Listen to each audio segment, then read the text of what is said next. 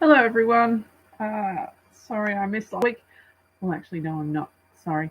I was having a lovely time down south at my parents' property over Easter and till the following weekend, and Dave came with me, so it was lovely.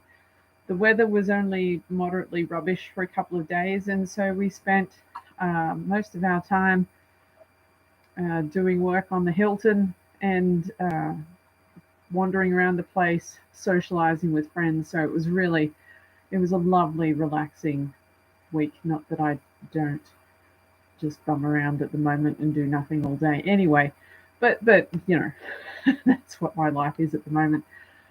Today I want to have a little bit of a gripe, but I'm going to start with something a bit positive.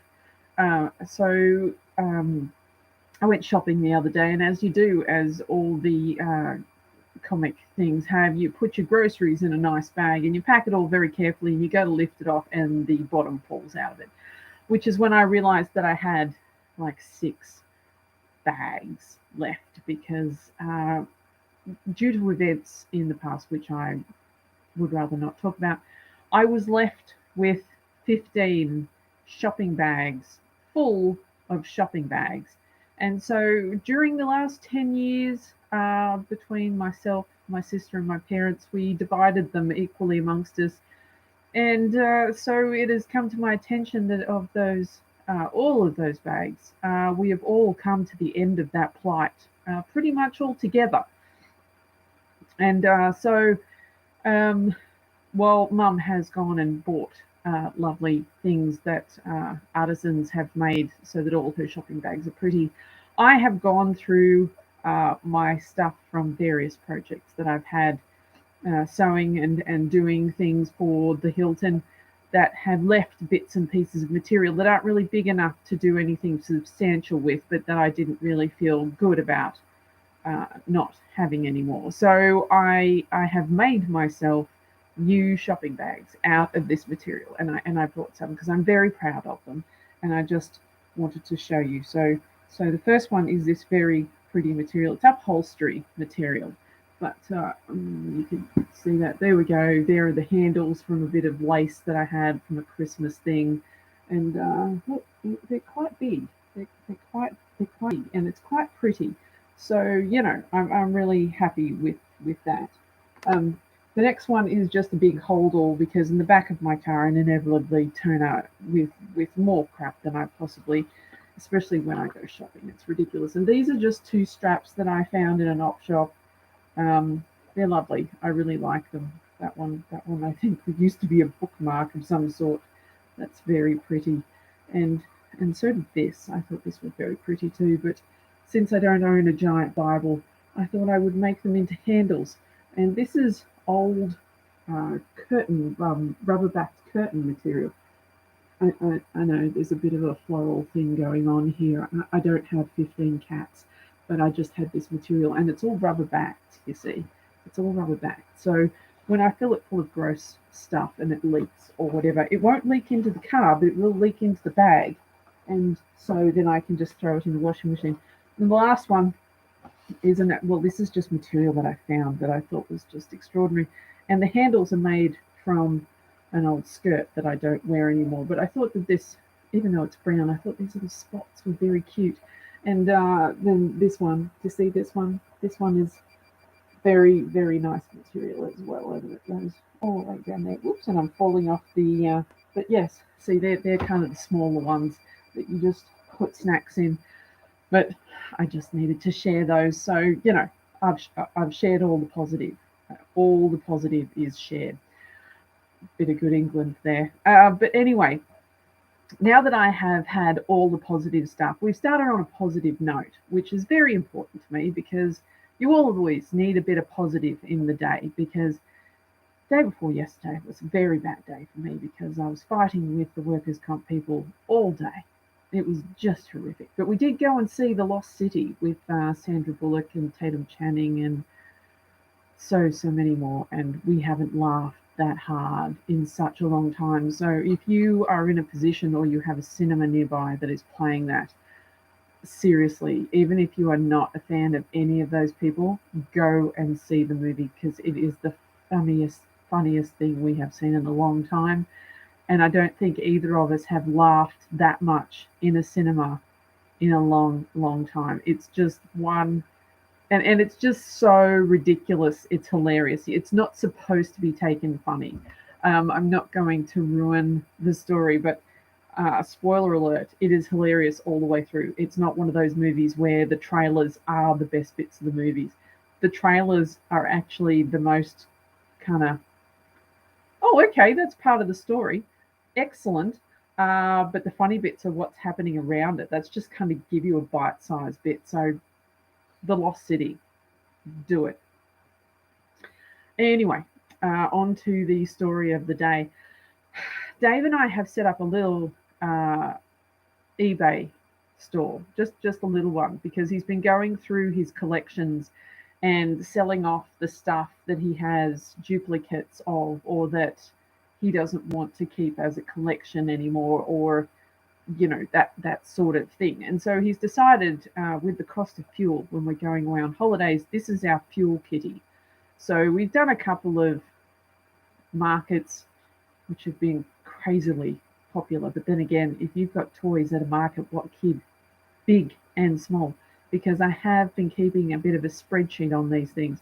And surprisingly, we have had just as many sales to the giant 30 to 40 to 50-year-old children as opposed to the very small ones. And on eBay is going really well. Where it's just gradual. It's a gradual trickle. You have 3 or 4 sales a week. Sometimes you'll have none. Sometimes you'll have more. But international as well. So he's got good stuff, and a lot of it's vintage and like rare stuff, because it's stuff that he's been collecting since he was very small himself, and he's just over the years gotten better quality stuff, and so he's just put that aside. And it's like, okay, you can't collect any more stuff because we have run out of room. Our house looks like Santa's workshop all year round. It is wonderful, but no more surfaces can be covered in stuff. And so he's been going through that and honing and concentrating and displaying his stuff. It's not all just packed away in boxes. Stuff that he is not interested in keeping anymore, or that doesn't exactly fit into the criteria, all to the markets or all on eBay. And for the most part, the people that we've dealt with on eBay have been really straightforward, good people who know exactly what they want, know exactly what they can pay for it, and so off they go. They buy the stuff, they pay the postage. I put it in the post, and it's all very easy. Unfortunately, there are those among us who are just the sort of people who go to buy a car from somebody who's just selling it because it's just one too many, and they bought one from somewhere else, and they want to drive the car to Queensland from Melbourne to make sure they really love the car. And then they harass the people for like weeks and weeks, and then go, you know what, I'm not actually interested. I was just being a in the lower area. So that's really, and we have had of late, like I've blocked half a dozen. I've had a couple of trolls. I've been trolled a couple of times on eBay, no less, on eBay, which I found was just stupid. It's like, really?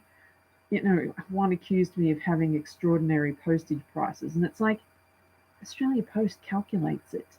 I don't have anything to do with the postage unless you buy multiple stuff and the Australia Post thing says refer to buyer for cost.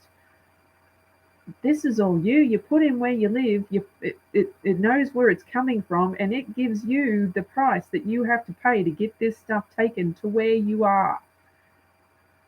Really stupid people that obviously they're keyboard warriors who have nothing else better to do with their life.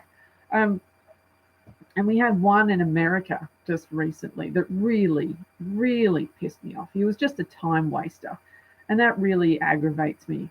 It really does, because he bought 6 expensive items, and then said, oh, can you combine the postage? And I went, yeah, no problem. So packed it up nicely in a box, which is what we do when it's international. All the packing, all the boxing, I get a signature so that I know that it's arrived, and so they can't say, oh, it didn't get here.